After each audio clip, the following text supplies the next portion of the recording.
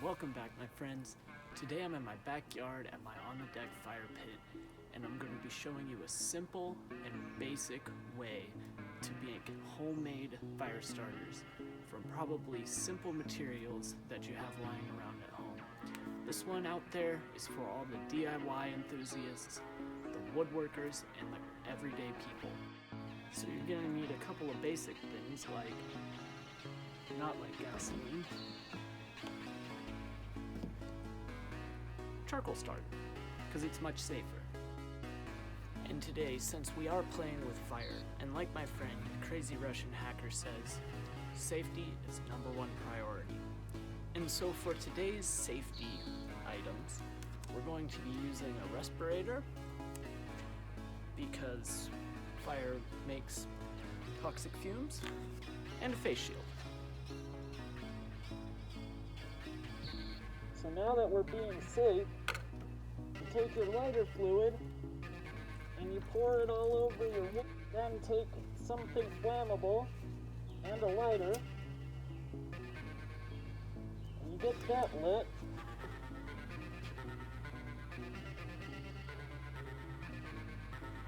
And you got a fire.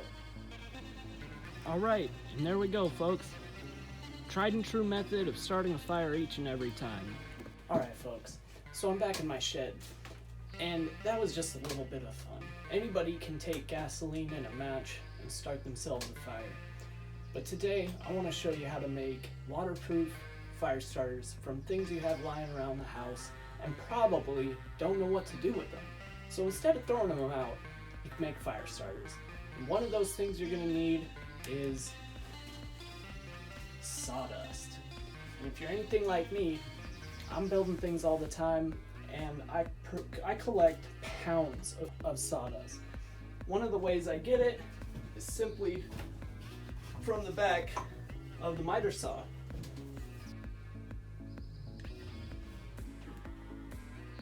Now, sawdust from the saw is only one of many ways you can get sawdust. If you are sweeping it up off the ground though, try to keep the organics out of it. You know, the pine needles, the hair, the dirt, the other things that you don't want in with these fire starters.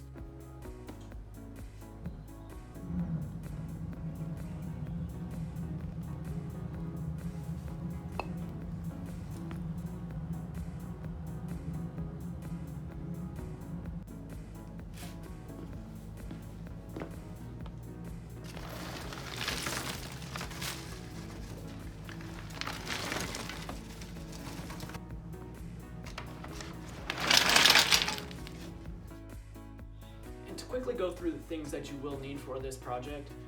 5-gallon bucket, something to stir with, mason jars, baking trays. I believe these are about 1 inch deep. You can use thicker, but I found that these are a good thickness for what we want to be producing. And if I'm not forgetting anything else, little piece of 2x4. Or anything that you can use as a flat surface to press the fire starters down with when they're in the trays. And sawdust, of course.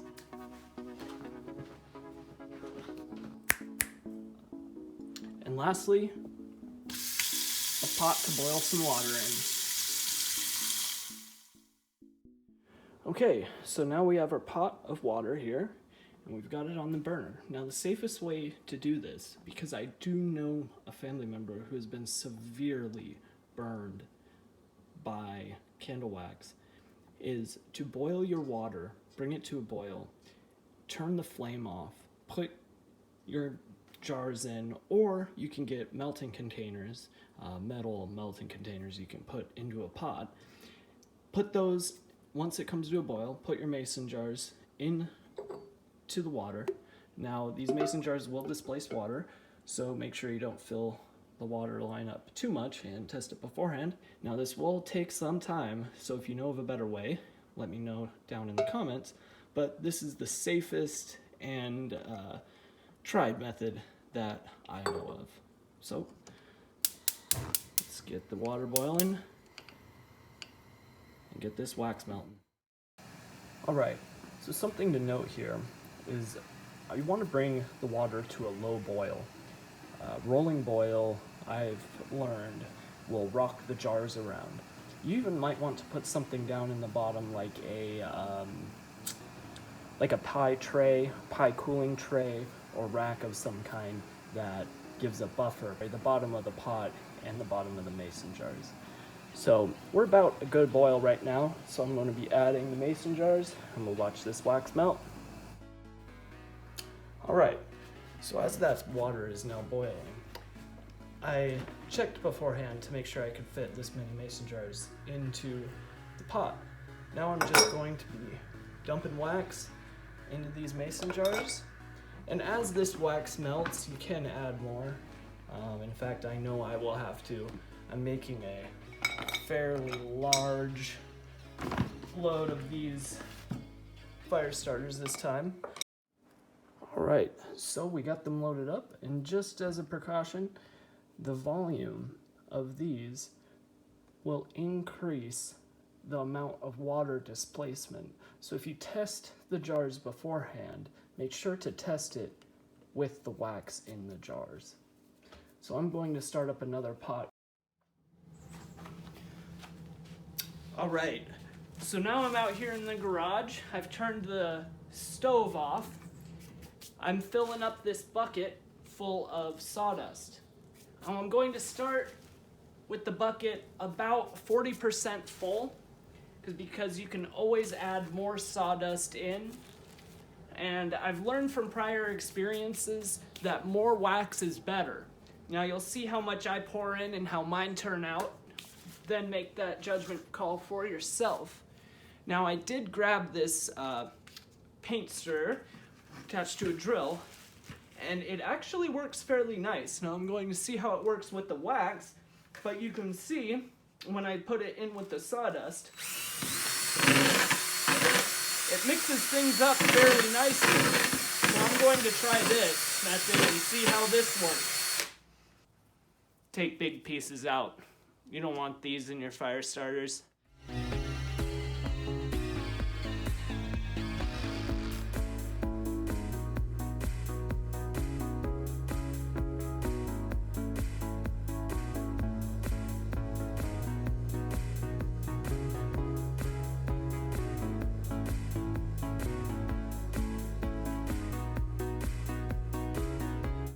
Out here with my sawdust on hand in this great bag here. I've got my wax. Oops, sorry about that. I bumped you. I've got my wax here in a jar. I've got my safety glasses on and gloves on as well. Now we're going to start pouring a little bit of this molten wax in at a time.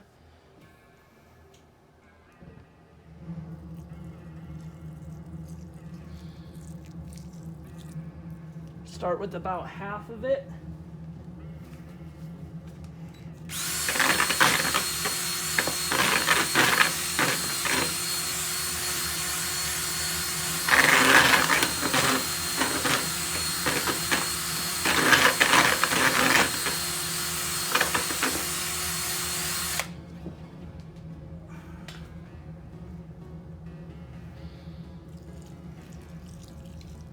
Pour the rest in.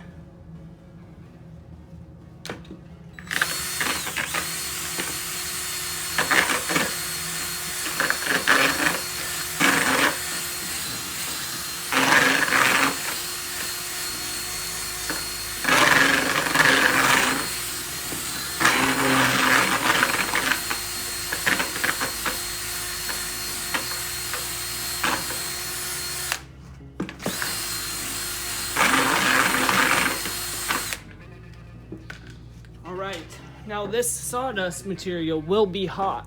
Right. Second mason jar of molten wax. Now those little picnic table little pieces are from the candle. Now I thought it was wax when I originally was breaking it up, but I think it's more like paper, some type of paper material. So now we're going to dump about half in and keep mixing.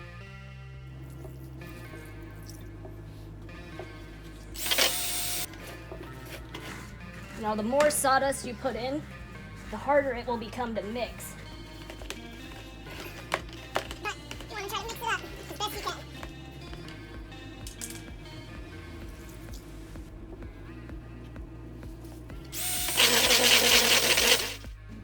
All right, third mason jar, about 85% full. And repeat, folks.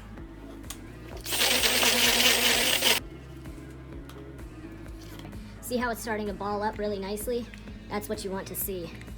Get sticks like this out of there. They're just gonna make it more difficult to pack together once you put them into the molds, the baking trays. All right, these last two mason jars are less full than the first two. These two are about 75, say the others were 90, 85, something like that. These mason jars are roughly, to their fill line, about 24 ounces, but in the first two I had closer, I'd say to 28. And these have right over 20 in them.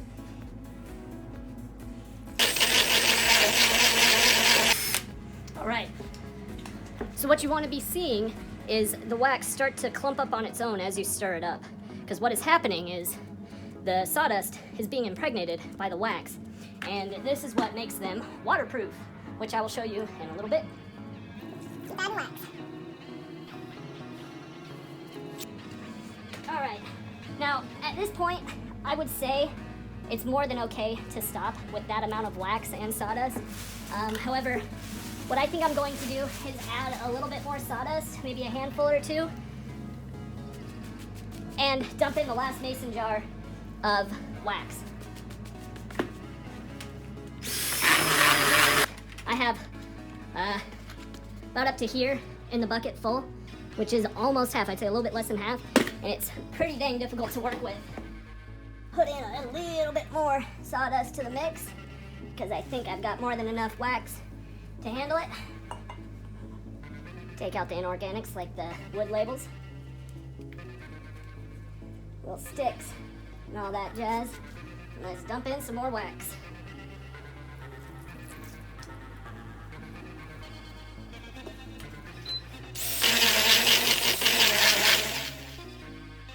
Safety gloves still on. We're now going to take our sawdust fire starter mixture and start dumping them into our baking trays. Now, as you can see, the sawdust has already started to harden up into fire starters because the wax has impregnated it at this point. Just take little handfuls and even it all out.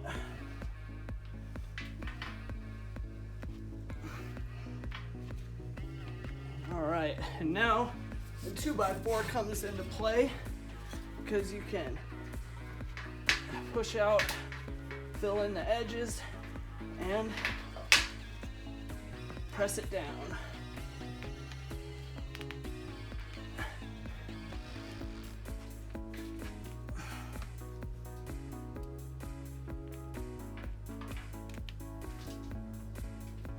And there we are, fire starter.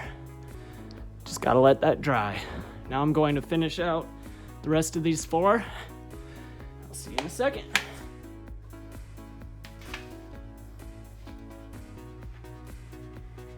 Just something I should mention. The wax stays melted for a fairly long time. You have a generous amount of time to be able to work with this stuff. You know, just don't leave it and go and make yourself, a cup of coffee or something because you're tired from watching wax melt. I know how that could feel. Also, this sawdust is still pretty hot. I think it would be cool enough to maybe manage without gloves, but it would be pretty hot on your hands. Once this stuff dries, we'll see, but until then, probably leave the gloves on.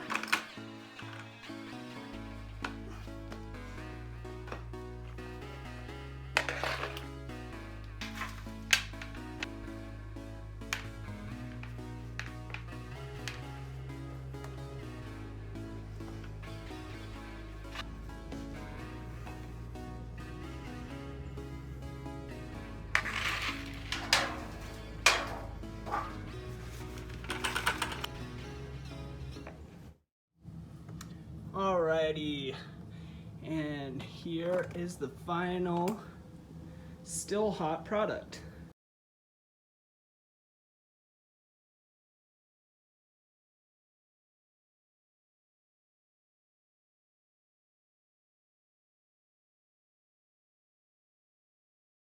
Alright, day 3 bear here, and now that these are all dried up, you can see that they're very, very hard. They shouldn't be breaking apart, little bits might fall off, but they should be hard sheets.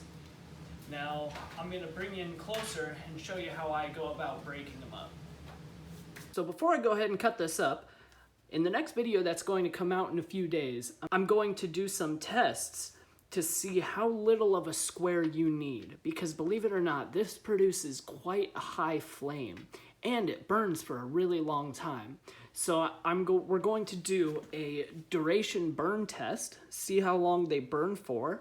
We're going to do a couple waterproof tests, and these will come out in the next few days. But before we get to that, I'm going to cut these up into the squares that I like to use for when I'm camping.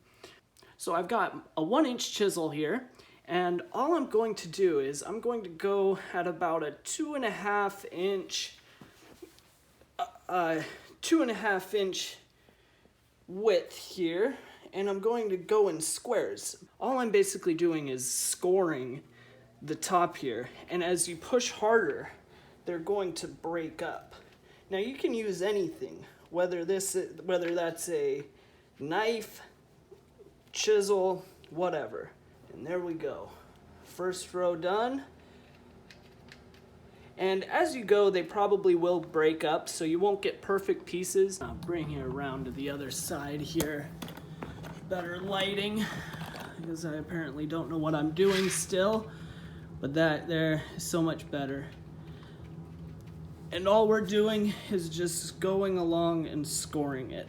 You know, probably knife would work better. There it is. So I'm gonna take this broken one here.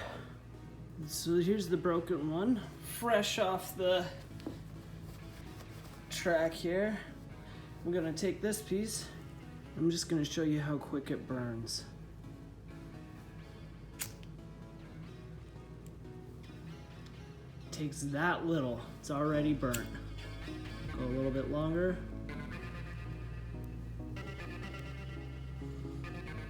Easy.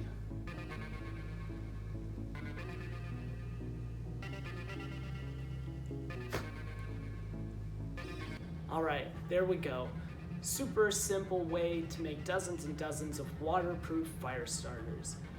Now, in a few days, I'm going to be putting out another video where I go over if these are actually waterproof, how long they burn for, how big a flame do they produce, and what applications these are good in. Survival situations, camping situations, car camping, if they're good for the fire pit out back, all that good stuff.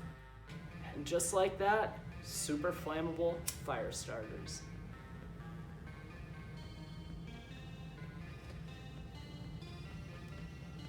Now, like I said, I'll be putting out a video in a few days, but this little piece will burn for minutes and minutes and minutes. We'll see in the next video just how long they burn, but that's a big flame coming off that little tiny piece. It's only burnt the corner right there.